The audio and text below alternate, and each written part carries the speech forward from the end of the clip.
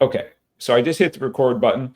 We've been shooting the breeze for a few minutes, so I thought let's not say anything that's really good that isn't recorded. So we're just going to roll. Uh, Welcome to episode 29 of the Ministry of Freedom Show. These wonderful guests are Amy Dillard and Leslie King. I actually asked Chris if you were a hyphenated person or how you wanted to. He says, nope, you call her Mrs. King. I said, okay, I'll call her Mrs. King. So I call him Mr. the King, and he calls Mrs. the King from Cars. So that's great. Yeah, I love that. So we've got a couple entrepreneurs with us today. So we're calling this the Entrepreneurial Roundtable because we can have a roundtable with three people.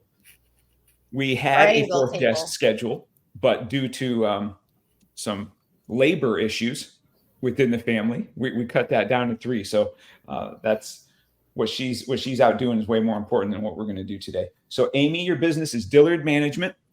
Correct. Yes. And we'll unpack that a little bit. And LM Destinations. Yes. I like it. Entrepreneurial stuff is right up my alley. So there's a couple things I'm super passionate about. One of them is faith and Jesus and those things. And we're going to unpack a little bit of that at the beginning. And the other thing is business and entrepreneurship. So this is going to be pretty cool. I always ask the guests if they have particular scripture or topic. So Amy, you got back with me pretty quickly. And I loved what you had to say. And I asked if I could have your permission to kind of read the email that you sent me because I thought it was impactful. So you're still cool with that? Absolutely. Go right ahead. Okay, cool. So Amy said she loves Matthew 22, 37 to 39. So I'll read the scripture and then I'll read her comments. It starts, Jesus replied, love the Lord your God with all your heart and with all your soul. Love him with all of your mind. This is the first and most important commandment. And the second is like it. Love your neighbor as you love yourself. Pretty good. Amy's commentary to that said, that's the Bible verse that's always stuck with me over the span of my life. I've always believed in forgiveness from God and forgiving others, as it says in the Lord's Prayer. The idea that can be interpreted from many passages, which has brought me closer to my faith, is that God covers us and removes shame. Being brought up Catholic and in Catholic schools, I felt a lot of our beliefs and expected behavior was dictated by shame and guilt. Over the years, attending other denominational and non-denominational churches, I've tried to rewire my brain in believing that Jesus' sacrifice allows me to walk without shame, which has helped me through many difficult times. I loved this last part that you said, Amy. This helps me when I'm struggling with my mental health and in my entrepreneurial ventures, knowing that I'm his daughter, I'm worthy, and I'm enough. Man, that's good stuff. It is good stuff. I definitely, being an entrepreneur is one of the most humbling experiences I've probably ever experienced in my life. There's just so much that comes to it. And with me, I'm just me. Like, I would love to have a partner, but there's nobody there to kind of pick up the slack or give you encouragement or tell you what you're doing wrong and what you're doing right. So you just have to believe in yourself and believe that you're on the right path. And then if you're not on the right path and you're not doing it right, you have to believe that there's something else out there for you. That's a good word. I've been experiencing that too. The strange thing is when I was surrounded by 3 or 4 quote unquote business partners that were a lot of partners in money and signatures only, and 15 employees, I still oftentimes felt, man, I just feel like I'm on an island here and the decisions are falling on me. And one of the things that I always believed in, and I stand by this, but it's difficult to do, is even when you have the big team, the victories have to be celebrated with everybody, and they should be, and they get the credit. And when things screw up, because man, things screw up, you shoulder that solely. And that's where the loneliness can come in. That's something. Amy, how long have you been in business? Since October of 2020. I started this mostly full-time probably in this 2021. It started with just a passion, interest, curiosity, and a little bit of a prayer, and some help from Jim Motes. And it went from there. And I do digital marketing.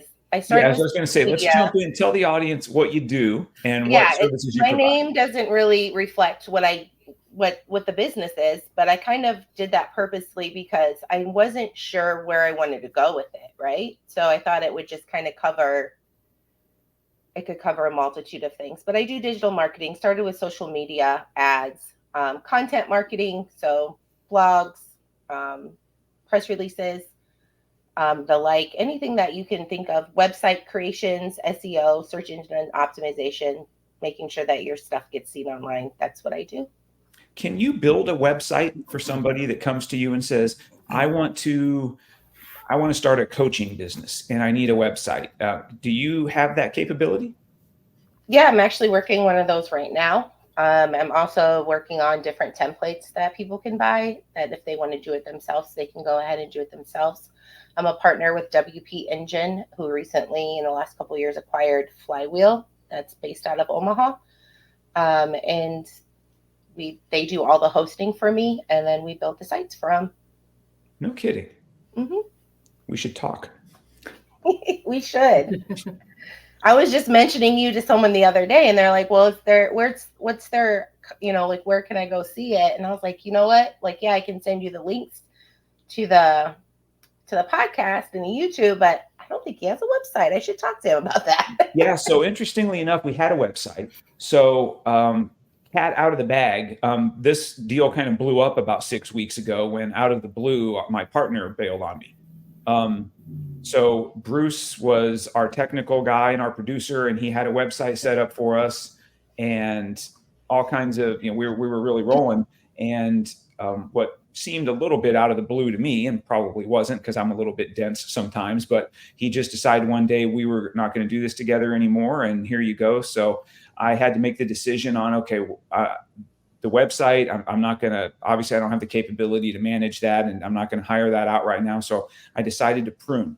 So we disassembled the main studio, and I have all that equipment and need to figure out if I'm going to rebuild that. We are going with no website right now. And so what I'm doing is, interestingly enough, you talk about you're out on your own. I've been in business as an owner, quote unquote, an entrepreneur since 2007. And when I had Bruce sign off on leaving the partnership of our business, this is the first time in my life I've been the only owner of a business.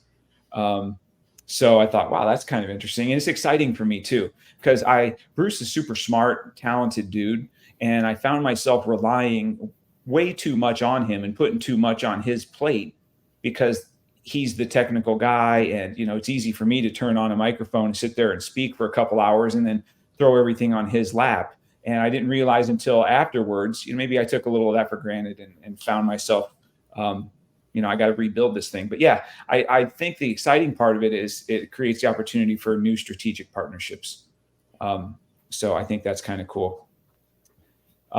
Leslie, let's talk and give some full disclosure to the audience. So back in episode 26, our episode with Chris King, go back and watch the Chris King episode. I don't know why, but people loved the Chris King episode. It's like one of our most watched and viewed, and most people just love the Chris King show.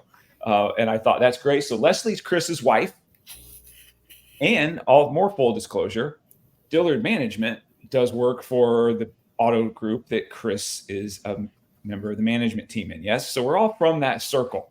That's how we're all intertwined. So Leslie, welcome again, and tell everybody your business, how long you've been doing it, what you provide, and why you're awesome at it. Well, my business is LM Destinations, and we book everything from all-inclusives to hotel stays, just airfare, car rentals. But right now we're jumping into corporate travel. We just presented to a company to take on their corporate account last Thursday. So cross your fingers. It's going to be a big staple in what we're going to be doing. But we provide 24-hour service for whoever's traveling with us. If you need us, your flight's canceled, we have already scheduled you before you even know your flight's been changed. You literally check in, you get on the plane. We make sure you're picked up at the airport, skirted off to your location, and then we pick you up and take you back to the airport. You literally just tell me where you want to go, and I will find you the best deal that's out there. Again, this is a strategic partnership I need in my life. Yes, for sure. I have had more It sounds so wonderful. It just sounds so good, doesn't it? I'm Yeah. like wanting to hit end recording and be like, hey, let's talk offline. Where can you get me tomorrow? I will tell you, my first clients that we booked, we got this idea about 2 years ago, but my life actually, I think I was born to travel. Since I was probably 4, my families went to Panama City Beach, Florida at a condo. My dog is photobombing back here. So we had a condo in Panama City Beach. So we would go there on the weekends. And then my dad passed away when I was about 8. And when my mom remarried, we moved to Nebraska. So my stepdad was a truck driver, and he thought it was important for us to see things. So he would take us out of school for weeks at a time. So I have been to every state in the union because he literally called the school and said, hey, I'm taking the kids out of school for an educational trip. And we would drive cross country to California, to, up to Washington State. We drove up to Alaska. So it was kind of like ice road truckers, kind of crazy, but super, super fun, and just fell in love with travel when I was little. My career, like working career, started in travel at Hyatt. And I was there for about 5 years, where I worked in the frequent traveler department. And I remember my interview. They're like, what do you think of when you hear Hyatt? And I was 22 years old. Expensive. And the lady on the other end of the line just died laughing. And so that was my in for like a in-person interview. And so when I went in to interview in person with her, she called me Lisa the entire interview. And I was 22, didn't really want to correct anyone. And at the end of the interview, she goes, oh my gosh, Lisa, it was so nice to meet you. And I'm like, Patty, it was so nice to meet you too. But by the way, my name's Leslie. And it's been an ongoing joke, like our entire lives. I have so many connections from that world. And that was 30 years ago. Like every one of them that I had contact with when I started there, they're either on my Facebook constantly, just checking in. And when they saw me launch my website, they are just super, super pumped. And so whenever I go anywhere, I literally am drawn to the Hyatt brand just because of the service. So just my life has been passionate about travel. My kids traveled probably within their first month of life. They're on a plane and we were jetting off somewhere. And Chris's first trip out of the country was the best trip ever. And at that point, I told Misty, I'm like, this is what we need to do for a living. We do all of the research. We chose every hotel that we wanted to go to. And then we just call a travel agent and say, hey, this is where we want to go. Hook us up. Why don't we do it? So we started investigating it. And then last September, we just jumped in. And I have never taken so many classes and tests in my entire life with branding and specializing on. Disney College took me, I think, 3 days. And literally it was 3 10-hour days of everything Disney. And did you know Disney has a Disney experience where you actually book a river cruise? And I have no idea how much it costs because I haven't priced it yet. But you book experiences to go to Asia. You get 2 tour guides and a photographer from National Geographic, and they take you down these river cruises into the culture. And so it includes everything from your meals on the boat, off the boat, all your excursions, and you're doing jujitsu with whoever and yoga first thing in the morning. It is the coolest experience that you can jump into. And you can even book a dog sledding experience in Montana. Dog sledding. Through Disney? Through Disney. Yes, through Disney. Yeah. Okay. Good for them. Yeah, it's pretty awesome. And they opened a hotel in Hawaii. Chris and I went to Hawaii in January, and we stayed at Hyatt downtown in Waikiki and then the Hyatt Maui. Those are 2 of my favorite properties on the islands. But Disney opened one on Oahu, which is on the sunny side of the island. And literally you're walking into Lilo and Stitch. It is super cool, and it's an all-inclusive. So I don't know. So the next time I go, we will be looking at the Aulani Resort in Oahu. It is pretty cool. Well, here's the thing. You're passionate about travel. That's why you're going to be successful. I've spent a lot of time with Amy. Amy's passionate about what she does. how many hours have we just spent in my office back in the day just talking business, right? And it's just so fun. And the passion is what drives the revenue. And the passion is what gets you through the sucky stuff. There's no doubt. What I'm most curious to share with the audience, and I'd like to know this too, because I'm not super positive on the specifics, and this is for each of you. What were you doing directly before you entered the entrepreneurial world? Amy, what were you doing when you decided, hey, I'm leaving that and I'm jumping in with both feet, and I'm leaving a salary, I'm leaving a guarantee, the comfort that goes along with that? I was in higher education, was called the director of multimodality. So I did trainings and worked directly with the learning management system for online classes and did trainings for the faculty. Very different to stuff that I do today, but I feel like as an educator, I think it relates directly to marketing and getting your business visibility, because the biggest thing in education and then when you think about curriculum and instruction is the why do I want to know this? Because if you're sitting in a classroom, you have 20, 25 students sitting there like, you're just talking at me. Why should I be listening to you, right? So you have to come up with a hook in a classroom. You have to come up with a hook in marketing. And the biggest thing that you need is ears and eyes to listen just to get your story across. And if you have a good story, then you have something marketable. That's amazing. Were you? Leslie has a great story. She already told us her story. That was a great story. Yeah, hers is killer too. I think that what's beneficial for the audience, because there's a ton of people, and we shared this before I hit the record button, darn it. So we'll go over it again. But I talk to so many people that are just fed up with the exchange that they're making in their professional lives. They're trading the time, and yeah, they're getting some money back and they're able to pay their bills, but they look back upon that exchange over the course of a year or longer, and they're like, okay, I've given this, I've received this, but am I really further along in any area of my life? Am I healthier? Do I have more confidence? Am I a better husband, wife? Am I a better parent? Has my net worth increased? Is my level of impact increasing? Or at the end of that year, am I essentially where I was? And they're so sick of that dynamic. Yet, the comfort that comes along with it, and I believe I use this line a lot, comfort is our country's most addictive drug. People are addicted to the comfort. Yep. And they are, as much as they'll complain, they're still afraid to step out on their own and make necessary changes. And I think that those folks view people like you guys as, well, they probably had $1 million in the bank. They weren't scared to go through anything. They're not risking anything. They're different. They're the special people. I can't do that. I have mouths to feed.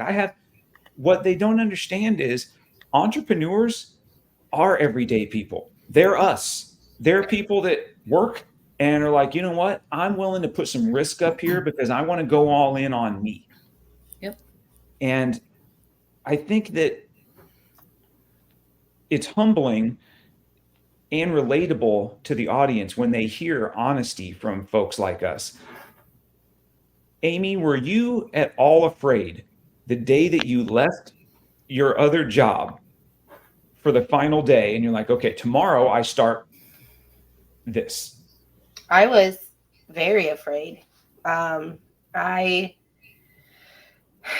here's the thing, like you said, risk taking, and that's something that I'm not afraid to do, right? Like I'm a risk taker in a lot of things that I do, and I didn't see the risk or the passion that I had get me anywhere in where I was. And I had been in different institutions, and it wasn't just that institution, it was in all the institutions. You sign up in a cog, how are you really making a difference, right? So you just have to go for it. And if you feel, you have to have a support system too, right? Like you can't just, even though I'm in business alone, right? I still have a husband, I still have family, I still have people who support me either with words or trying to get me business or in other ways. Like you have to have a support system, yes, but I don't know. I just don't care anymore. Right? Like I just was like, we have to do this. It has to be done. Yeah. And for me, I've never really had a plan B for my life. Like way back when I shared this on the show I did with Chris. So Chris now has the job that I had when I ventured out and decided, hey, I want to try to develop this buy here, pay here program within this group and present it to the owners and see if they want me to be their partner. I didn't have a plan B. So I went and borrowed all this money and went all in on this deal. And I'll share an interesting story with you guys. And I won't give names, but so the senior guy in our dealer group, today and back then in 2007, when we had this talk, he had by far the most net worth of anybody I've ever known. And he was solid financially. And so I had a negative net worth and I needed to go borrow my share of the money. There were 3 total partners. It was 2 owners and then me, they were going to let come on as the 3rd. So these guys we put in, I don't remember the exact amount at the first round, but it was, I don't know, like 350 grand or something. We ended up putting in a couple million a piece over time that we had to go borrow, that I had to borrow. They had theirs, but these guys each had that money. They had to co-sign a loan for me to go borrow this money. So I remember when I was sitting in this gentleman's office and I had to go get his share of the seed money to put in the business account to get the business rolling. He pulls out his personal checkbook from his back pocket. You know, the personal checkbook, not the big business thing like we would carry around. He opens it up and he writes me a check for $350,000 to the company. He rips it out. He goes to hand it to me. Then he pulls it back. He says, I'm going to tell you something. If you screw this up, and I lose this money, I'll never even notice it. This amount of money means almost nothing to me. However, if that happens, you and your wife will be ruined and be in bankruptcy. Now get to work. It gives me chills when I tell that story because I was like, dang, he's right. And he wasn't saying it from a boastful place. He was saying, hey, man, I know this seems like a lot of money to you. My life's no different if you screw this up. Yours is really different. And so from that point on, I stewarded things, like I was going to be in bankruptcy. So I've never had a plan B. When I left last May, I'd been with this group 27 years. I didn't have a plan B. I just knew I was sick of that. And I'm going to figure it out. And I think that I'm going to figure it out mentality has served us well, and it will continue to serve us well. So to switch gears, Leslie, you and Misty, did you work at the same place before you went into this business? Yep, okay. We did. Tell us a little bit about that. How long were you there, and what was the level of anxiety your final day there walking away? Because I probably know more than I should because I'm friends with Chris, but you were making pretty good money. Yeah, both of us made pretty good money. We worked in accounts receivable.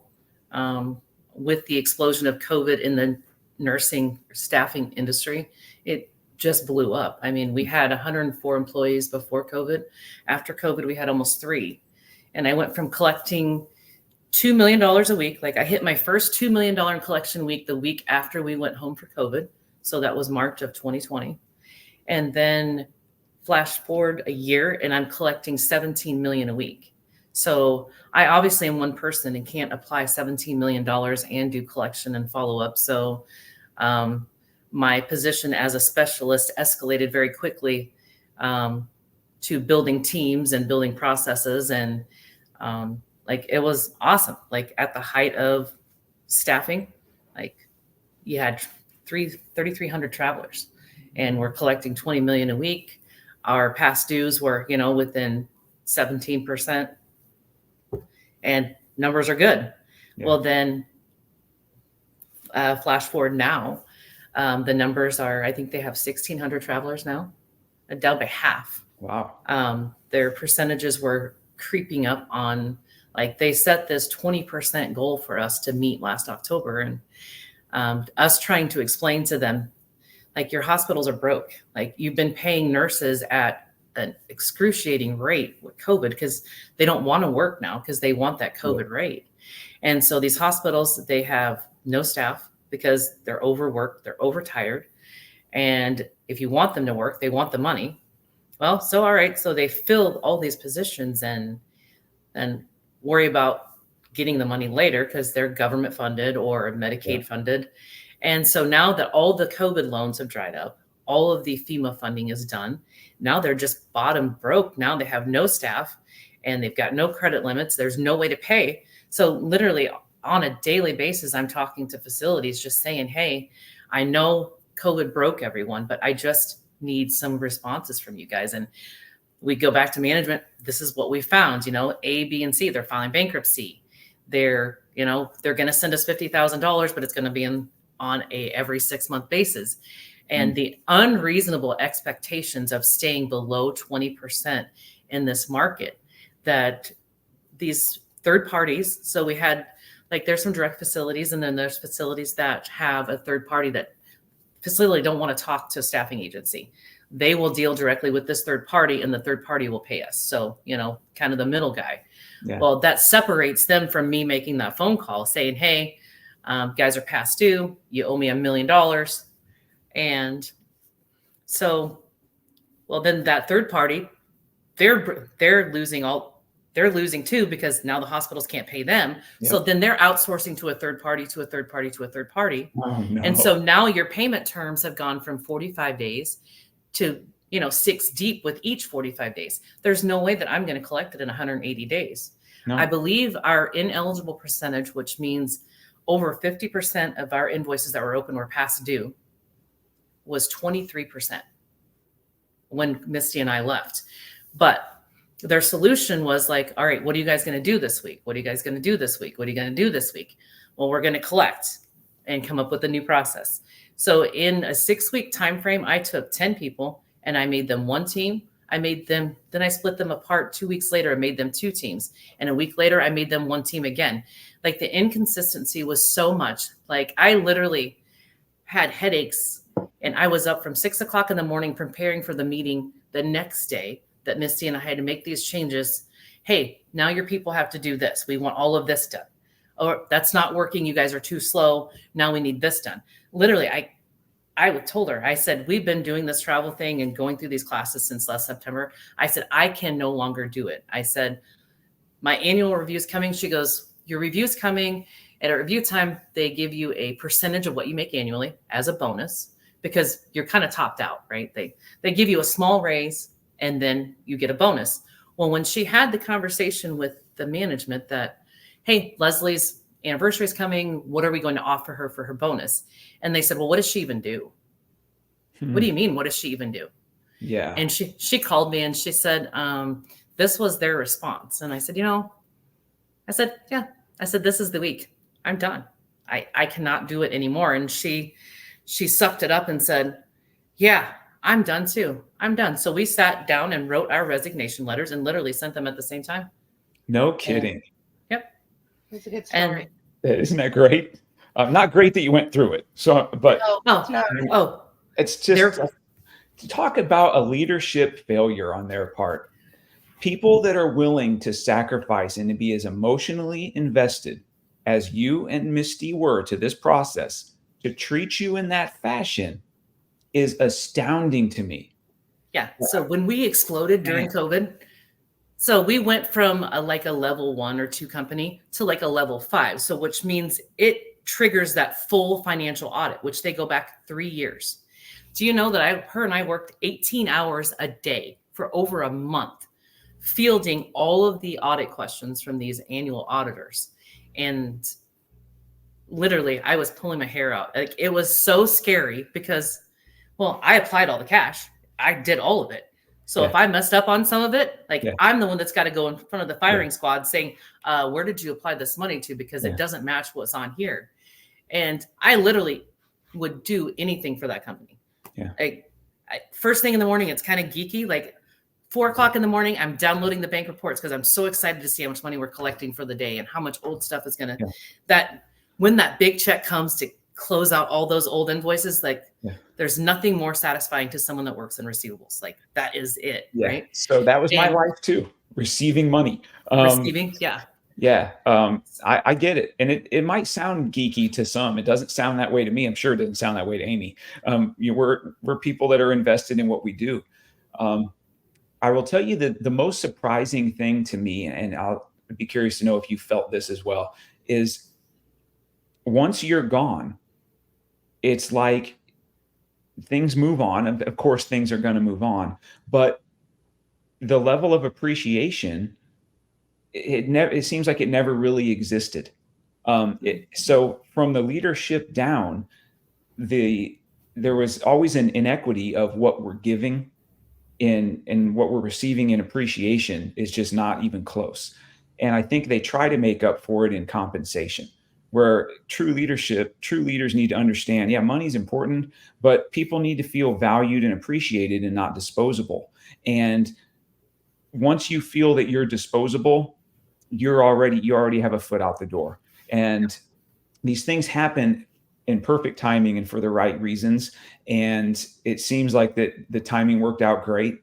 And you're at a season where you're doing something you're passionate about, and it can be a little scary, but you'll figure it out, right? I mean, there was plenty of days when it was like, oh my God, what did I do? What did I do? What did I do? But then I think about it, like, so I sent my letter, I put in a 2-week notice, and working in finance, usually they say, go away. It's okay. See you later. Yeah. No, that's not what they did. No one replied to our emails. No one. They expected us to work the entire 2 weeks that we put in. Not one person from that company reached out to say, oh my God, a manager and a supervisor quit on the same day of a department that they've ran for between 5 and 10 years, because that's how long Misty was there. Not one person reached out. That's right then when I knew this was the right decision for me. Like, I don't want to do your exit interview. I'm not going to. But I did let them know about my disappointment in them. I said, I had 2 days to think about this. And I've been there and put nothing but blood, sweat, and tears in this company and worked probably way more than I ever should have. And not one person reached out to ask me why. Why? What happened? Not one. So from that point, I said, my 2 weeks, considered Friday is my last day. I will not be returning. And it cost me 13 weeks for unemployment. Like, I've not received one dime of unemployment since I quit that place. So I've had to resort to door dashing and, other creative measures in addition to booking the travel, but it can be done. Like when companies forget that their people is what makes them a company. That's when they lose it. And so again, failure of leadership. It's those things that it's because of how they act that pushes us to things that we should probably be doing anyway. Those negative situations throw us into our destinies, even when we're a little bit reluctant to jump into it. I was told, I remember on my last day, I was actually told by one of my business partners, who is going to now be my boss, which is fine. I'll eat that humble pie. He used the words to me, Jim, we need you to show your loyalty. I said, I've been here 27 years. I haven't had a vacation in 3 years. I'm pretty loyal. And right then I was just like, you know what? I was put in a situation where I had about 30 seconds to make a life-altering decision. And I said, okay, this is what I'm going to do. And you talk about a kind of an oh shit moment, pardon my French. I remember walking out of there thinking, oh boy. But yeah, same. If not for a void of real leadership, our lives would look drastically different today.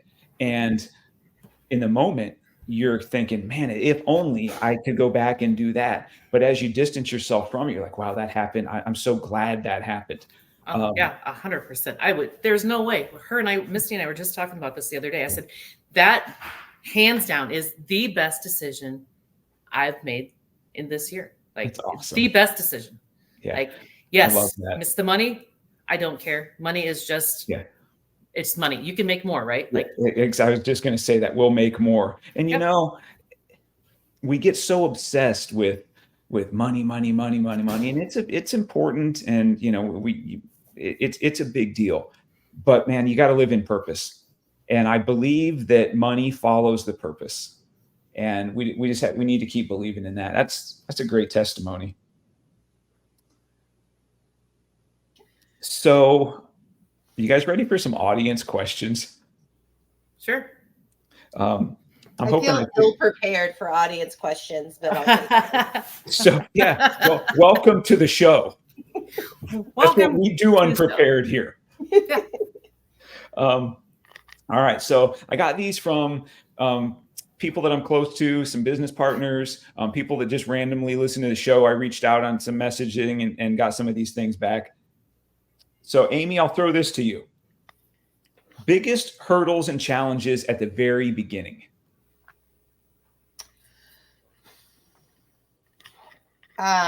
So one would be understanding my offer, right? What am I offering people? Why does it matter? What are they getting out of it? And then approaching people, networking. That was huge. This has been huge for me, and it took me so long to do.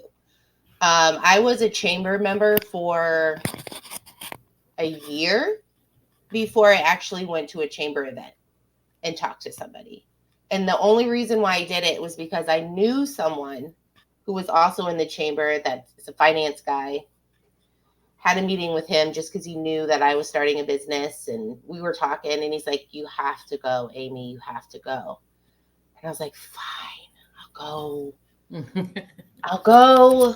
And it was really nerve-wracking for me. I'm an extrovert, but I have a lot of social anxiety. That was hard. The next thing was going back. Well, I mean, okay, so the result of that, let me talk about that first, was amazing. I got hooked up with a networking group through the chamber, and I have been there for 3 years with them. We meet every week, and just getting the knowledge and the support of other entrepreneurs and professionals has been so helpful.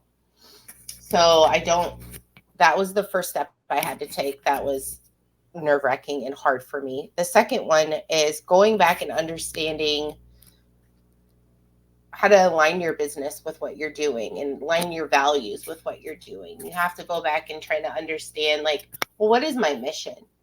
How am I going to get there?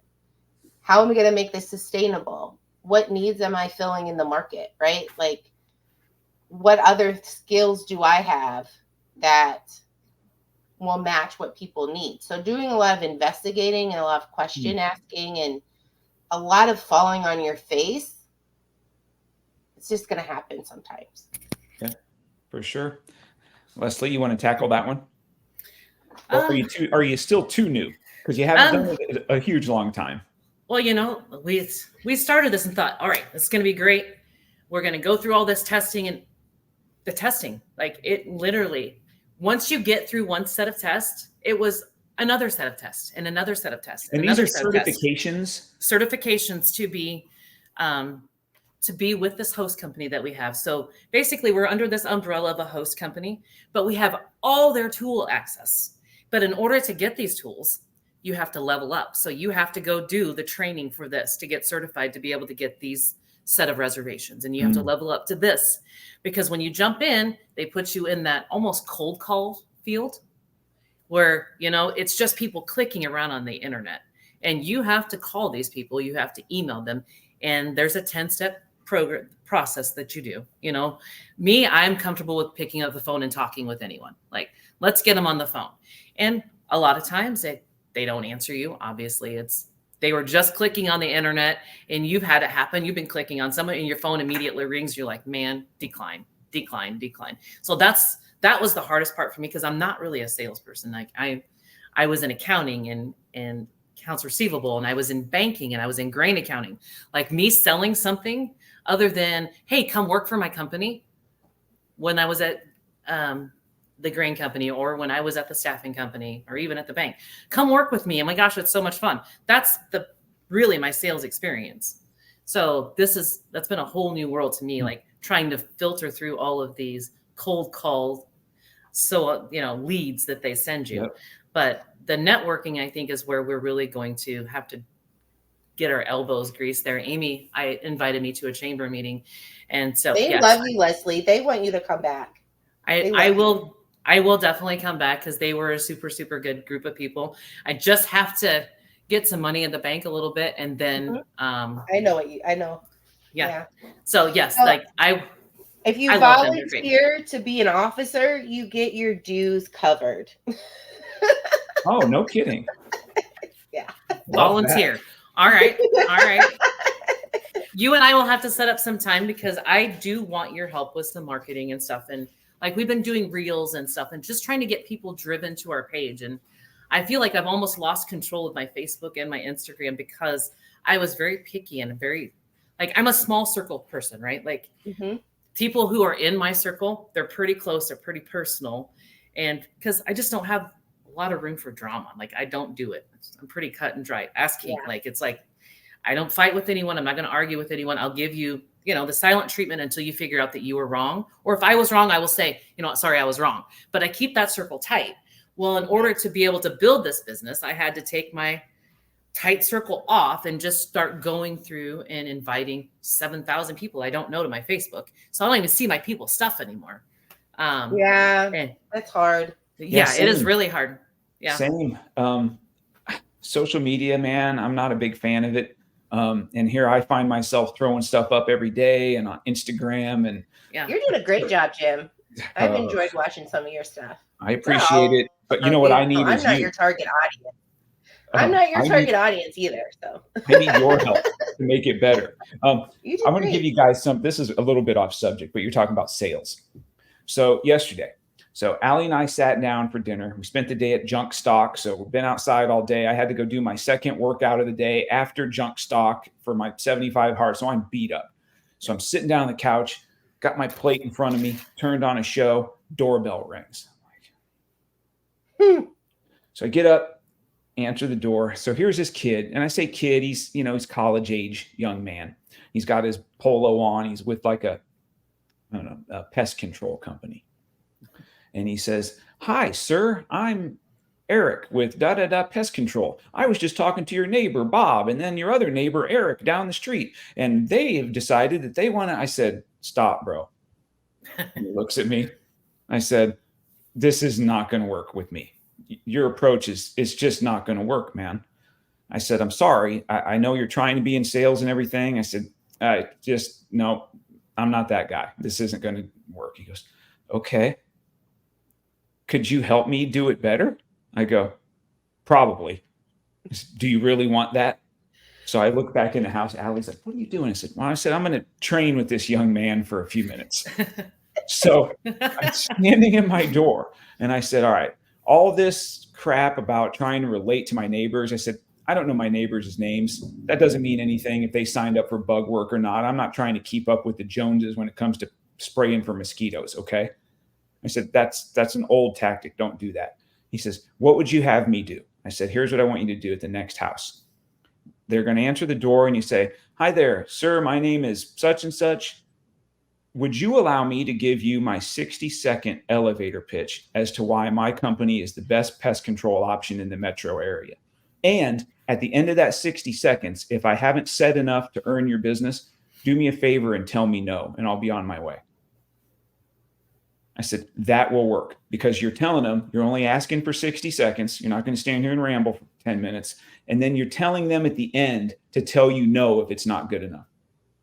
He says, "That's really good." He says, "Would you let me record that into my cell phone? Would you say all that again so I have that recorded?" Aww. I said, "Sure." So he's got his cell phone. He's got it up in my face, and I kind of gave him that pitch again. And this dude shakes my hand. He goes, "That's the best sales training I've gotten from this company." I said, Aww. "Okay. I don't know if it'll work or not, but it's going to be a lot more effective than what you're running around doing, bro." And so, we'll see how it goes for the guy. But there's so many people running around trying to be quote unquote salespeople, right? And Leslie, the thing I'm going to challenge you with, and I thought this when you said it, you are a salesperson. Mhm. To listen to you talk and then have the words "I'm not a salesperson" come out of your mouth, I'm like, no, you don't listen to you closely enough. I Man. hear You're a King salesperson. every time Leslie talks. I hear King. Yeah. You guys are both such effective communicators. I love listening to you. I'm like, this is so cool. So you are a salesperson, but this young man has the courage to go ring doorbells. If someone would just give him a little bit of tools, he'll make them millions. Yeah. I should have got his information. I should hire this guy to do something for me. But people just have this hunger to learn, and they think salesmanship is all this fancy this and that. And your neighbor said this, and my script this. It's, hey, man, I have a short pitch to give you as to why I'm the best. And if you don't agree, tell me no, I'll move on. Fair? Yeah, go. That's what salesmanship is. And when you believe in yourself and your product, as you guys do, then you'll win and people will like that. So I thought that was cool. One other note that I took, and I did this when I was putting the show together, and this, I wanted to skip to it. It's something you said a few minutes ago, Amy. What's important, because at the beginning you were trying to figure this out. I wrote down, not just now, but a few days ago, we need to have clarity of vision and clarity of path. So the vision would be, I want to win the race. The path would be, what's the best way I can navigate the course? And we need to have clarity of both of those things at the beginning. So otherwise we're just wandering, right? So I think that was a good word that you said, at the beginning, that was a challenge to figure that out, because those things are super important. So I thought that was good. Thanks. This one's Absolutely. interesting. And I think the biggest thing for me is the purpose for me is I want my clients to win. I don't care if I win, I want my clients to win. And if they win, then I know I'm winning, right? Yeah, anytime it's about us, it's that when the focus is all us, that's any success we do have is short-lived. It has to be client based. So when you have employees, I believe first it needs to be team based. I believe you take care of the team takes care of the client.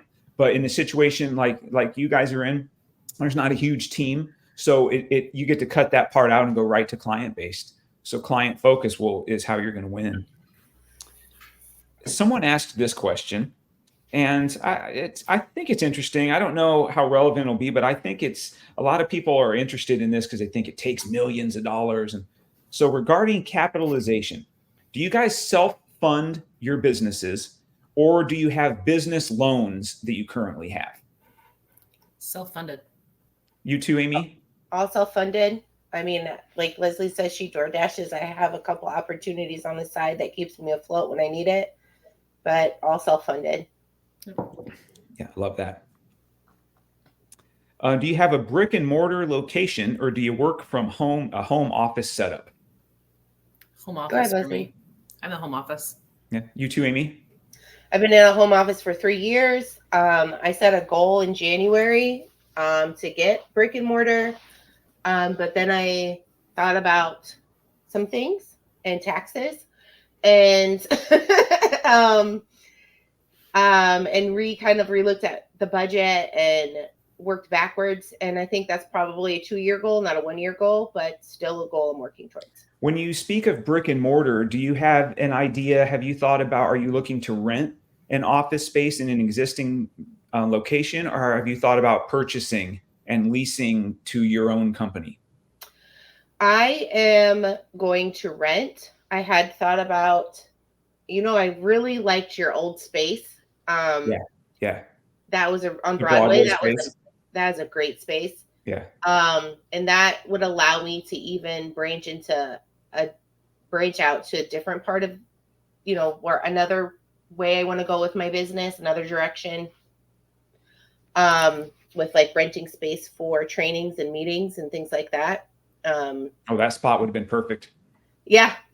And then there's also some really cheap spaces where it's just an office. They provide the internet and, you're with a whole bunch of other people. So like a shared space situation. Yes. Those are great. But if I want to go and get a space and spend the money to do it, I want it to represent my company, and then also share it with someone like an employee and not someone else.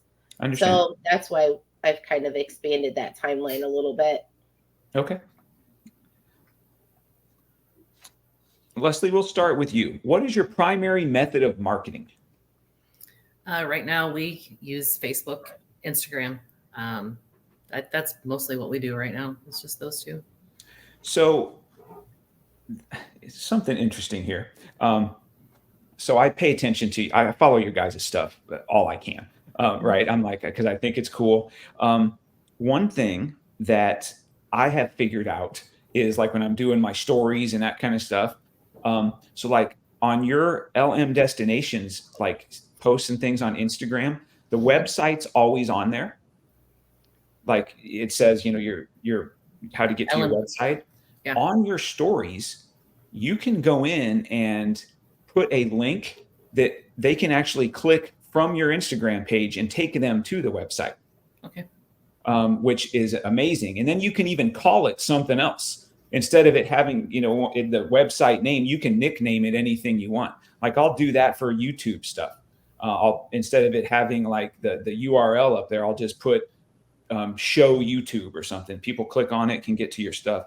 Instagram I'm aging myself, but I'm so social media illiterate. There's so many little intricacies to these stories and reels and things and different links you can put in and stuff. Man, if I could get really good at that, I think it would help. And that's probably where you come in, Amy. Yes. Oh yeah. So most of my marketing is networking and being in spaces, because the people who are already on social media think they're already pretty good at it and do a lot on their own. So I want to find the people who really maybe haven't thought about it. And so even as a digital marketing agency, I feel like most of the best customers I can find are face-to-face. That's interesting. I like it. Well, I know that I'm really bad at it, and I know that you can help me at it. And I've worked with you in the past, and I mean, you are certainly a pro. Thanks for saying that. Here's a good one. We've got a good business sense audience here. Do you have growth targets? And what systems or changes need to be implemented to achieve those? Who wants to tackle that? Man, growth targets. We want to get into corporate travel. I think that's where our niche is really needed as far as, companies have travel departments, or they pay people like Travel Bank, where their employees can go in and book their own travel. And if it's above their limits, like it triggers an email to whatever manager and whatever. But if we can put a stop to that, like we do all of that for you. You take it off your desk. If it is, we have the capability of doing Expedia. We have the capability of doing Priceline, plus all of our booking engines. We're going to make sure they get the best price, whether it's the lowest price. I don't know, but I definitely will make sure you get the best value, because if your flight is canceled, if you need anything, if you have emergency to get home, like we have a dedicated phone line for these corporate companies that we have. They call us if you need something. If they call Travel Bank, they get put on hold. If they, and we just don't want that.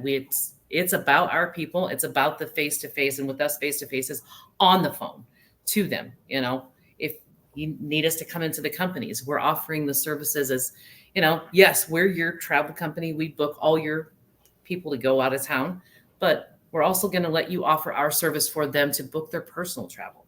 And we'll give you a little cut of, not going to give you a cut of it, but we'll give them a discount at that, just to get their personal travel as well. So that's how I think we're going to grow our business, to get to where we can support the same incomes that we had at LRS and go up from there.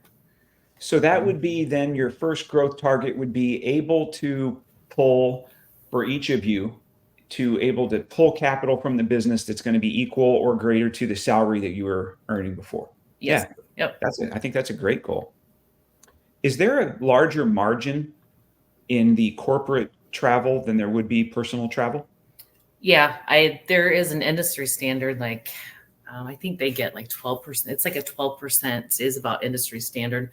And it's basically someone to hold the hand of your employees. You don't work for the company themselves. They're not pulling away a manager who's now having to book the travel for this. It's not their department. They're not paying someone to stand in line or hold on a phone call. So they don't have to pay the overhead for your insurance or all your benefits package. So literally it's just, all right, so we're going to pay this company and it's a set percentage of however much we book this month. If we don't book anything this month, they're not going to invoice us. So, I would say this, speaking to the group that I was a part of for all those years, they travel a lot. There's 20 group meetings and, manufacturer meetings. I mean, there's dozens and dozens and dozens of trips a year, and they'll pull the CFO off to make travel arrangements, or the human resources person's doing this and that. I could see there's a huge benefit to having that outsourced to a trusted company that can handle that. That's a really good idea. I think that rings true to me. And I've seen that personally, that you pay this person so much money. Why are they spending 3 hours booking your flights and hotels? What are we doing here? Right. And that person, they're going to be available 8 to 5. Like if you want someone to take care of you 24/7, outsource it to someone who has the ability. Like if Misty and I go to Mexico, I take my laptop with me. You need something while I'm in Mexico, I pick up the phone. I did it for LRS for 5 years. When Misty and I went on vacation, our laptops were with us. There wasn't a day I did not log in, assign payments, check in with my teams, or whatever was need to be done. You think I'm not going to do the same in my own business? Like that laptop literally sits next to me. I hook it up to my hotspot on my phone if I'm just sitting and waiting for a kid. That way I don't miss an opportunity to connect with someone who wants to travel. That last 30 seconds is your elevator pitch to anybody in the corporate world. That's your pitch right there. That's gold. That's good stuff. Amy, goals for growth and all that kind of stuff. Have you thought about that, or so is there a set that number? goes back to what I was talking about for sustainability. Like, what kind of things can I offer that will give me the best return with the least amount of work, or the ability to grow faster, right? And that comes in with some of my other offerings, why we decided to go into hosting websites, creating websites. That takes a lot less time than building a social media strategy and executing it. But it's also very helpful and produces a lot of value for businesses as well, especially SEO.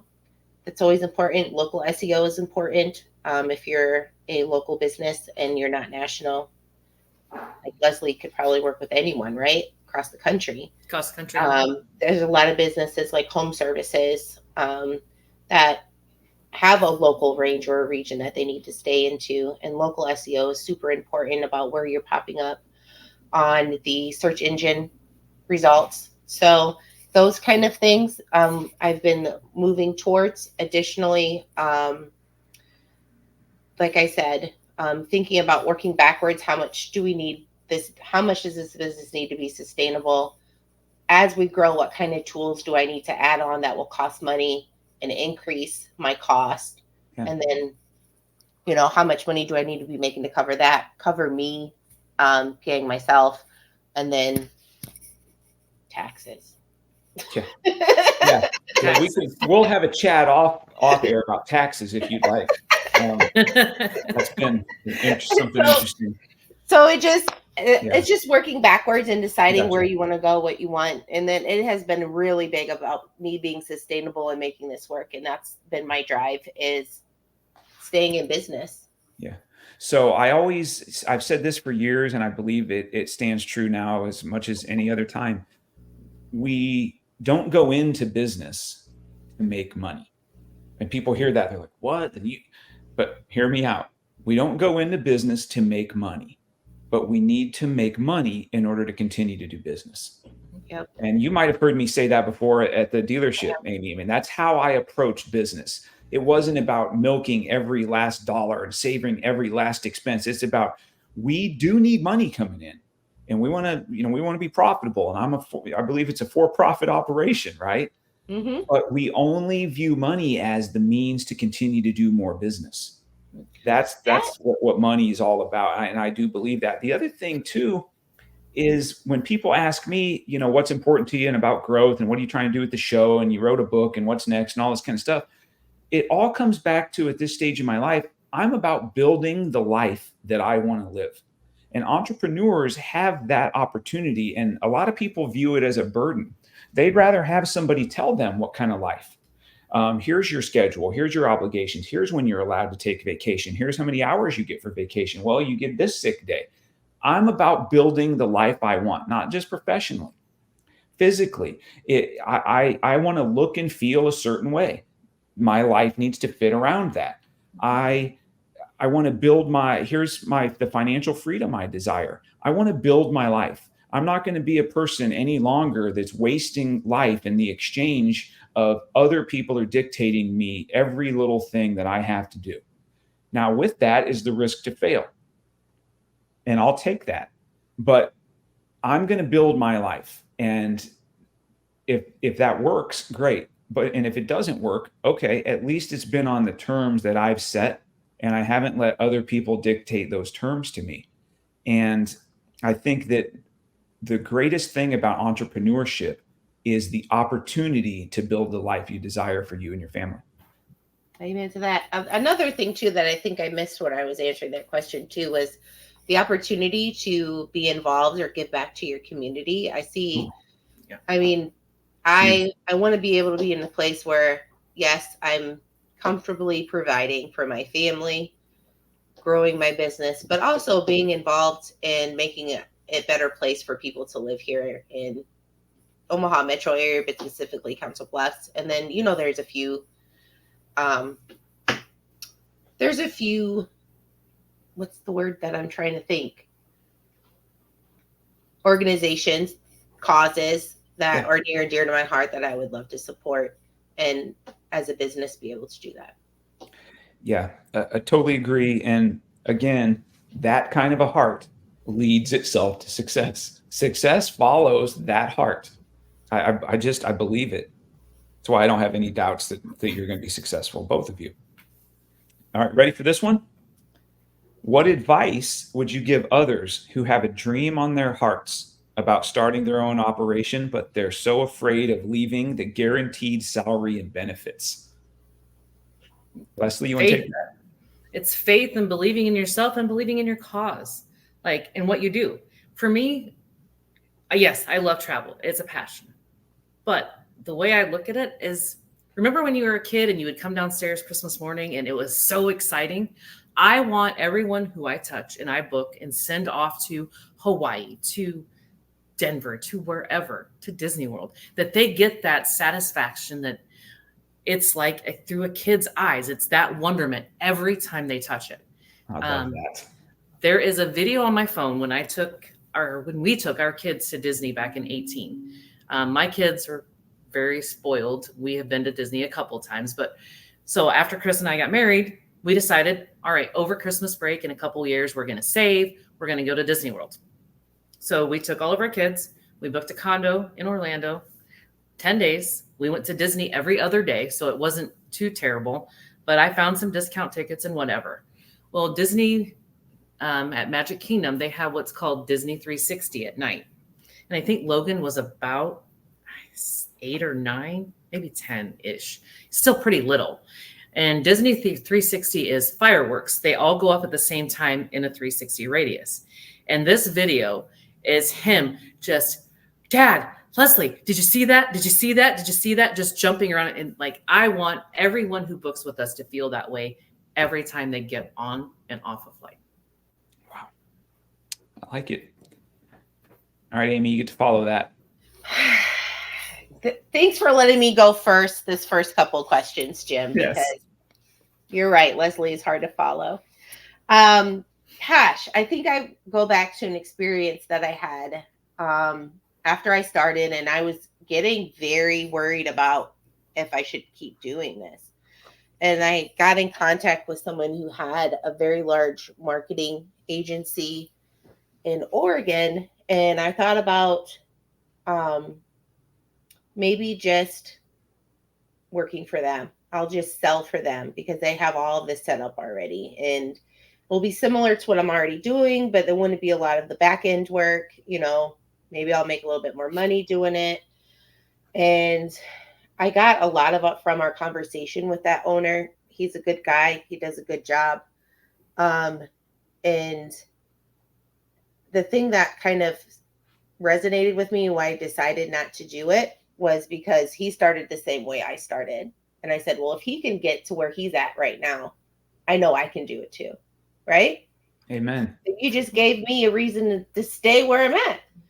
And then the second thing that he said that we had a couple conversations later, when I was still considering joining, he was like, he asked me a question and I answered, and he said, Amy, and this might be because I'm from an academic background, you're a thinker and a planner. He said, I'm a doer, and so is everybody else who's successful here in sales. And I said, dang, I didn't like what he said when he said it. Like, planning is good. Processes are great, right? Leslie, processes are great. But at the same time, you cannot be completely, I can't sit at my desk all day and just think of processes and plan. I actually have to go out and talk to people. I actually have to execute the plans that I'm making, right? And I think that's where I got stuck a little bit sometimes, was the planning and the research, and I felt comfortable there, and I need to get out of my comfort zone. Wow. That's good. Here's one that I found really interesting.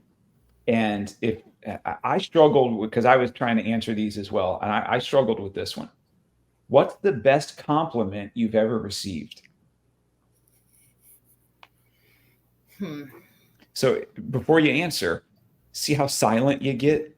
I do the same thing. And I got to thinking about this. Here's why. There was an experiment that we did at church in our men's group. There's probably about 50 of us in a room. And the dude leading it, he says, okay, guys, raise your hand if you can think of and are willing to share a huge victory that you've had in the last week. Not one hand went up in the room. Then he said, okay, we'll get back to that one. Let's get the ball rolling, though, with some communication. Raise your hand if there's something that you know you really screwed up this week. Every hand in the place went up. And that's the gist of what he was trying to get done. But the point is, we struggle so much with receiving and accepting that there's stuff about us that's pretty freaking amazing.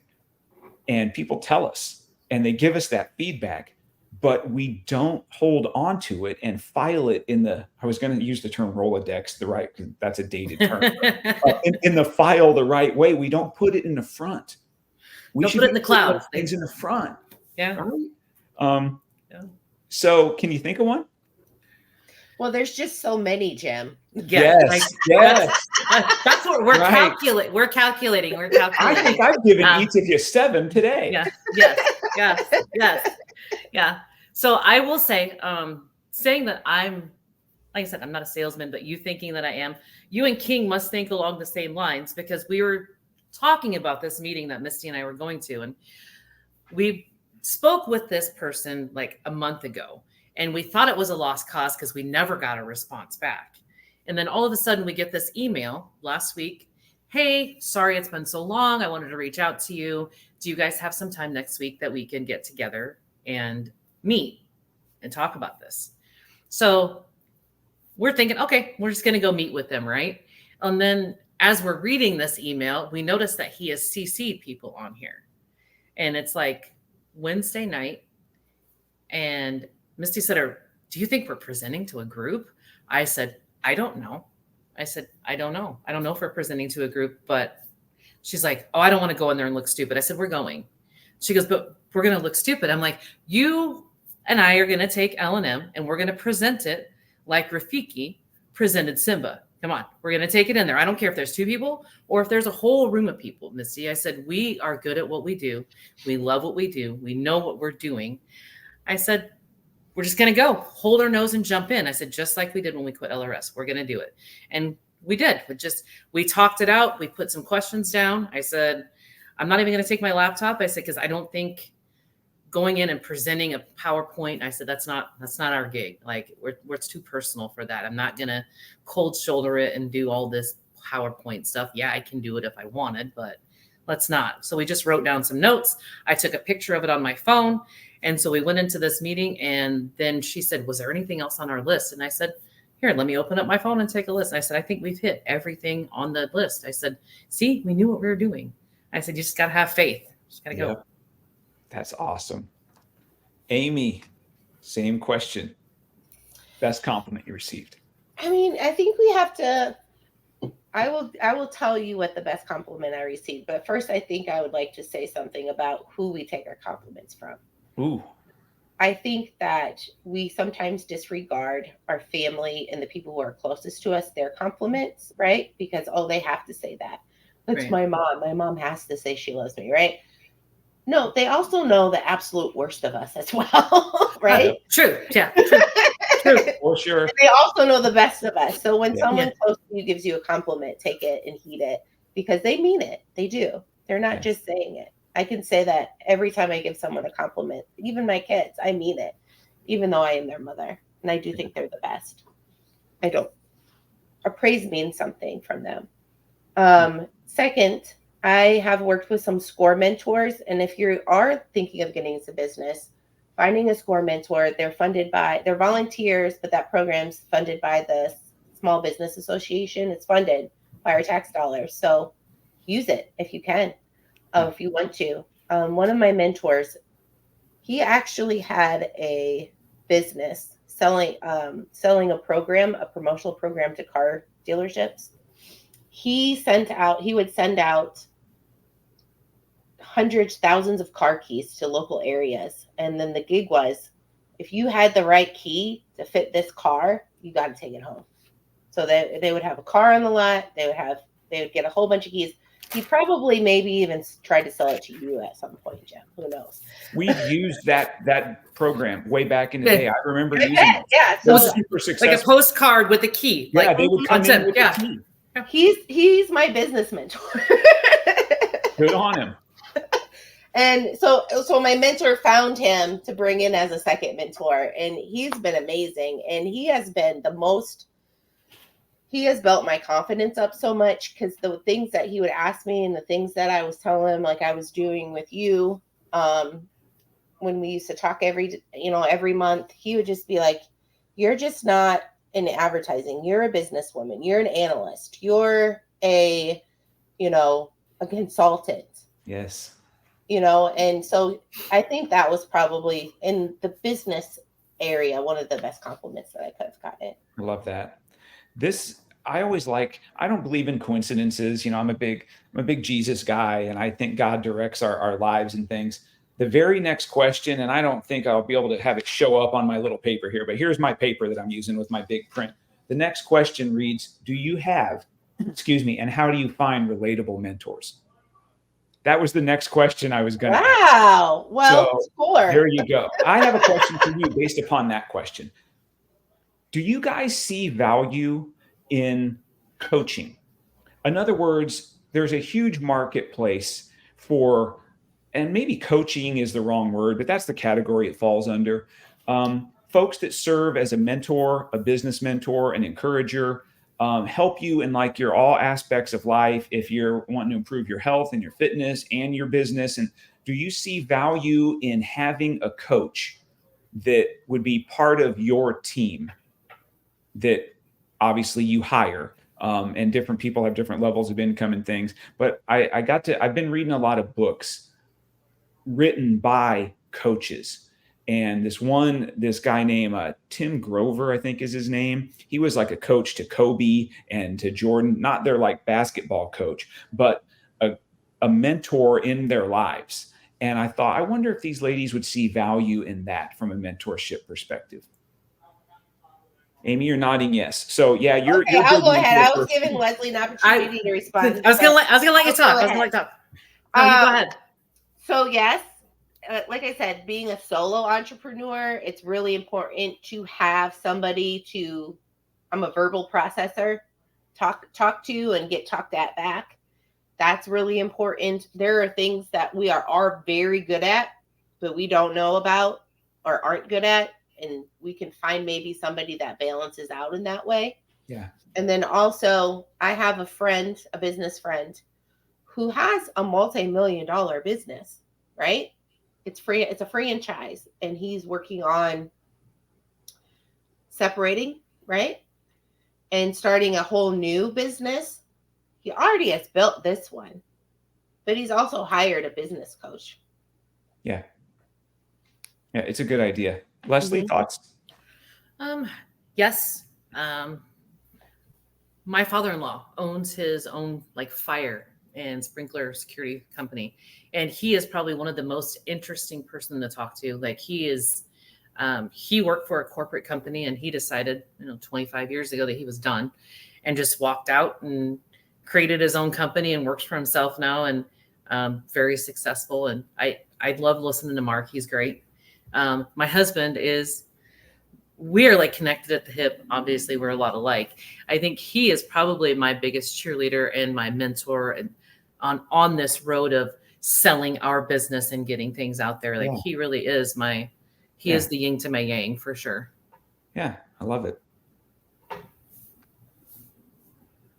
I wanted to mention, I was going to bring this up a few minutes ago, but I thought I would hold off till I got to it on the schedule here. When in regards to pricing in new businesses, I think a lot of new entrepreneurs think that in order to enter the marketplace and grow and get their name and their business out there, that they need to have the lowest price on whatever their good or service is. I go the exact opposite of that. And I was counseling a dude on this who was starting his own cleaning business. This was this last year. And his idea was that I'm going to undercut everybody's prices. And he's running some ideas by me. We met once a week and went over this kind of stuff. Speaking of like coaching and stuff, he's just a good friend of mine, and I wanted to help him if I could. So the advice, I gave him honest advice. I said to him, I think that's the worst idea I've ever heard. And he's like, okay, that seems a little harsh. I said, we want to do the opposite of that. I'd like you to be 10% higher than the average in our marketplace. And he says, well, why would people come to me then? I said, because your prices are higher. He says, that doesn't make any sense. I said, not making sense is what I do. Okay, so I do things that don't make sense and I make them work. Now, here was my contention to him. I said, once you get in there and you do a bang up job, no one is ever going to give you a referral to their friends by saying, hey, you should use my cleaning guy. He's the cheapest in town. First off, people don't want to seem cheap to their friends. What they want to say is, first off, you have to back this up with a quality job. You have to be the best. Mm-hmm. So he says, I've got that down, no problem. And I've seen the guy's work. He's amazing. I said, people will say this, though.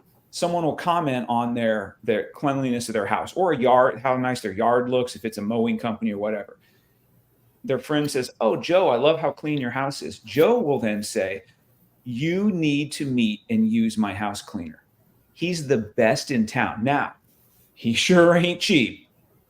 That's what they want to brag about to their friends because they can afford the best.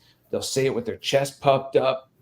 You earn that money, and people will give you more referrals and start being these raving advocates for your business when your prices are higher, if it's backed up. And then the phrase that pays, I've used this for decades. My friend Chuck Norman taught me this phrase. You know Chuck. You guys probably both know Chuck. You maybe met him. He works in the dealer group. Chuck said to me, price only matters in the absence of value. So in other words, well, if we want to sell more cars, we have to have the cheapest cars. Nope.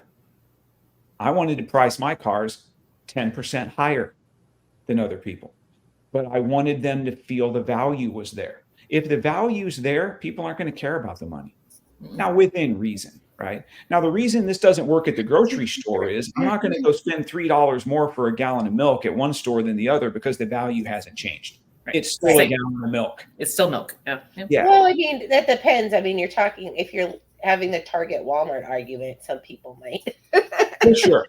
Yes. In fact, I'm lying because that is me. Yeah. I got to go to Target. So, and here's the thing, then you need to, when you're thinking of pricing, it definitely who you want your clientele to be. Yeah. Do you want a clientele that can afford to pay you a livable amount for your service? Or do you want the clientele that can't. No, that's a great word. So if I was going to name my business Affordable House Cleaning, I might not have it priced up. Because I would be targeting people that are like, I really need some help. I'm super busy. I just don't have the $80 an hour to have somebody come in and clean my house. So you're right. There's a different approach there. But bringing that value means you can increase your margin. Oh, for sure. It's like, and then it definitely, and the guy that I was talking about earlier, he gave me that same advice, that has a multi-million-dollar business. He said, it's not the cheapest. If you're nobody's looking for the cheapest price service. Yeah. They want to spend the money and they want someone to do it for them. They want the most bang for their buck, and they don't care what the buck is. They want all to go with it. And that's value. Yeah, for sure. That gets us through the questions. So, and you may or you may not, and if you do, fire away. Do you have anything that I haven't brought up that you want to fire at me? Off the cuff, any kind of questions at all, business, life, whatever. I'll answer anything I can. I think that you would be a great coach, Jim. Yes. Oh, well, thank you. I think you'd be a great business coach. I think you should start assembling some sales workshops and getting connected to people that can get people in those workshops. I appreciate that. My business, I told you that, the show and the book and all this stuff, it's set up under an LLC. And so one of the next things is trying to figure out how to transition and parlay the show, the book, those types of things into being able to have bigger reach and help people achieve what they want to achieve. One of the things that I have figured out about myself, and I figured this out a couple of years ago, is I got to the point I didn't care about selling cars or collecting money. And I mean, I cared because I want to win, and that's what the endeavor I was in. But it was the impact that I saw. I came alive when we were having like meetings, and not meetings about you need to sell more cars and you need to talking to the sales guys about, hey, let's get better at this, and just watching them be like, wow, both of your husbands, first off, your two husbands are two of the men I have. I respect them so much, and I like them so much, which is an interesting dynamic because sometimes that doesn't go hand in hand. But man, I love these men, and being around those men made me come alive because I felt that I had something to offer them, and I got back from them too. And so I love that feeling. So yeah, that's on my heart and a passion. It's just about figuring out the infrastructure of how to make it work and how can I increase that impact. So I appreciate that. Leslie, anything? I was going to say the same thing. Like, this is your calling, Jim. Like, you are to build people, to help people build themselves. And I think my grandmother always told me, when what you're doing, filling someone else's cup fills your cup, that's when you find your place in the world. So I think this fills your cup, filling the cups that trickle down. I think that's amazing. I think you're doing an awesome job. I appreciate that. That's affirming, because sometimes I feel things and I'm like, you do need affirmation sometimes. And so I appreciate that. And I am passionate about that. And I think there's a future there. So we'll see how it goes. I want to read you guys something. So part of 75 hard thing is I got to do 10 pages of reading every day. So I'm reading a book called Man Up. It's by a dude named Bedros Keuilian. That's the book. I came across this morning. I thought, I got to share this with these guys. I'm going to drop an F-bomb as I read this. Okay. So I don't throw a lot of those out. So cover your ears. Savor the moment, really. That's right. Hit pause.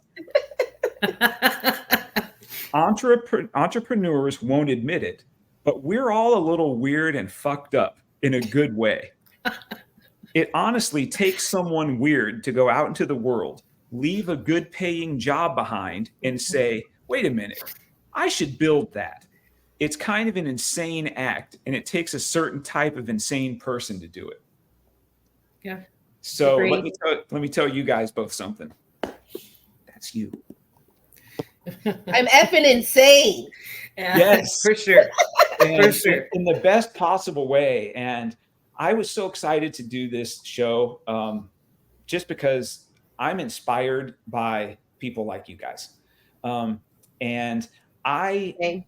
haven't gotten to know you, Leslie, as much as I really want to. Amy, I know you way more, and I missed you, and I miss being around you. I miss you too, Jim. And you popping into the dealership, and I'm like, okay, now we're gonna have some fun. And so the next thing is I can see us all doing business together. I don't know what the heck it looks like, but we'll figure it out. This has been really fun for me, and I sure appreciate you guys coming on. I know you got a lot going on. Let's wrap up. We're about an hour and a half. Told you the time goes fast. It does. It does go super fast. It's crazy. So each of you, we'll start with you, Amy. So any final thoughts? And I also want to make sure you're telling people how to reach you, your Insta, whatever you want to throw up there. The floor is yours. Go. Sure. You can reach me. Just stop by my website at dillardllc.com or on Facebook, Instagram. What else do I have? I have a TikTok, have a Snapchat, Dillard Management. So you can find me there. Send me a message. I love just talking to people. I love learning about what you're doing and what you have a passion for and finding ways to support people in that. So even if you don't need anything, I just love making connections with people. So it's awesome. Thank you so much for being here. Leslie, you're up.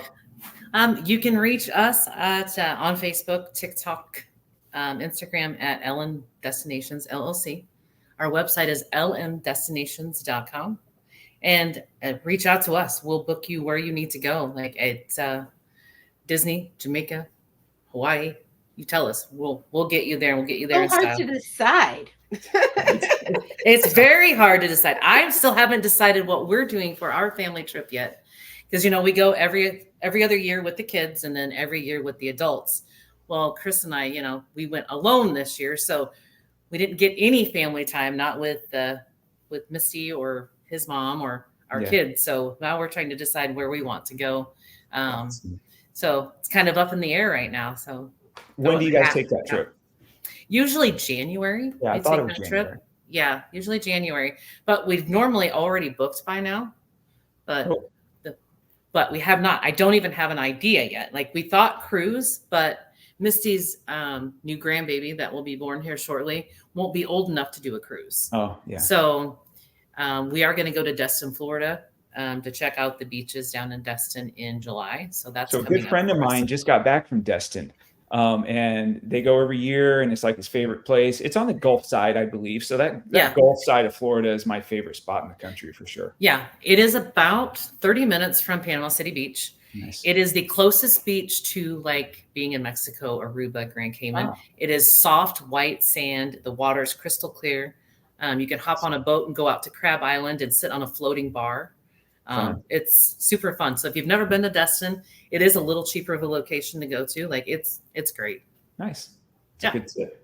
Also if anyone wants to get a hold of you guys, and they can reach out to me, I'll hook them up. So social at ministryoffreedom.show, or my Instagram's easy. It's at Real Jim Moats. The show's Ministry of Freedom Show. Message me, put a comment in, go to YouTube, whatever. I will hook people up with you in any way that I can. This has been good. I appreciate you guys very much. So I'm going to hit the end record button, and then we'll chat for a few seconds afterwards. Cool? Okay, cool.